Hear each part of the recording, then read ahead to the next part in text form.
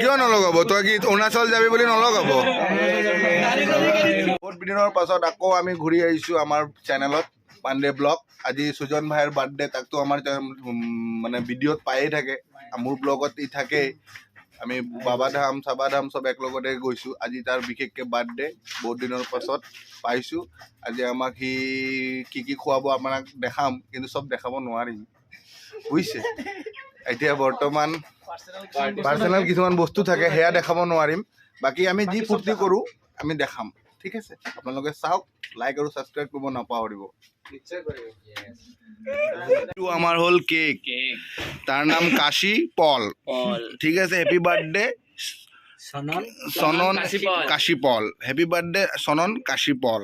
বেলেগ বেলেগ নাম দি আজি বাৰ্থডেৰ কেকটো বনাই আনিছে। আমি তাক এনে কাশী বুলি মাতো। এতিয়া মিনি কেণ্ডেল জ্বলাই আছে।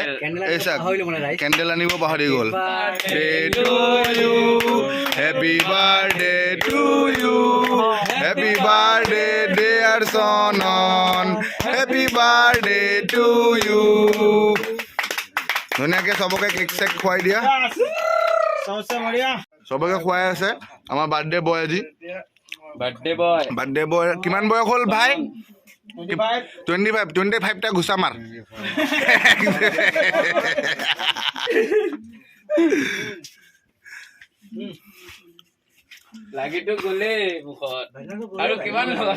বুঢ়া ধুনীয়াকে চবক খুৱাই দিয়া ৰাইজ।